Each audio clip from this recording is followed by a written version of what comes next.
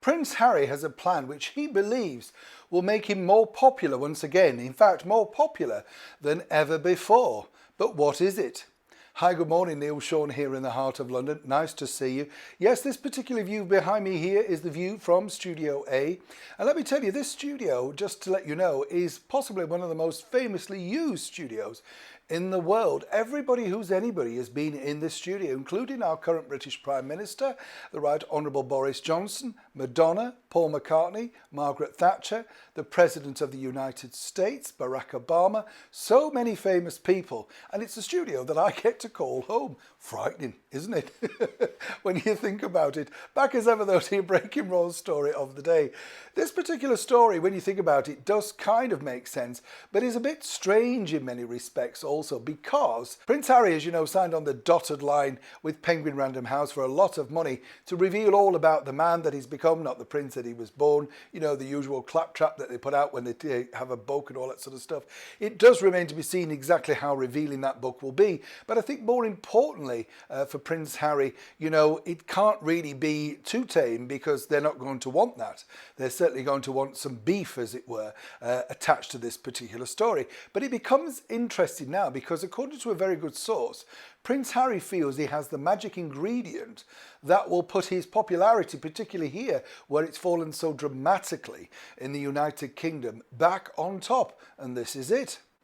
It appears, according to Harry, that, you know, part of the popularity of why it's dipped more recently for him is that he's misunderstood. People don't understand, you know, what he's gone through, what he's coming about, all that sort of stuff. I disagree totally, because he's never shut up, quite frankly.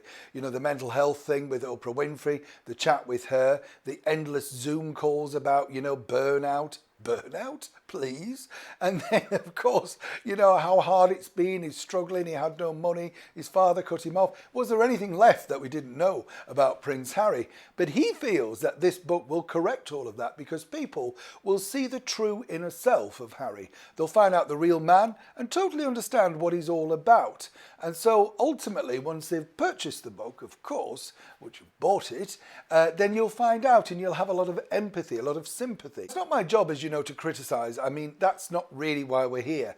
What I'm doing is presenting the facts. But when you think about it, if this is the way that they're going to sell the book, you know, find and meet the real Prince Harry, I think he kind of blew that with all of this detrimental attacks on his family and on just generic things about, oh, if you don't like your job, quit. I know that was misconstrued slightly by the media, but nonetheless, very ill-advised and ill thought out.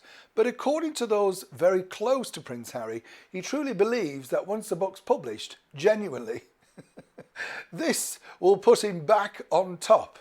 I'd love to know what your thoughts are. Remember, be polite, keep it clean. But I'd love to know what your thoughts are, because I do kind of think, you know, with all of these books, sometimes it can go one way or another. You can really like someone, can't you? And then you read their book and think, oh, I don't think you're a very nice person underneath. So either way, will you be buying the book, or would it change your significant opinion about Prince Harry once you've read his story, allegedly through a ghostwriter, in his own words?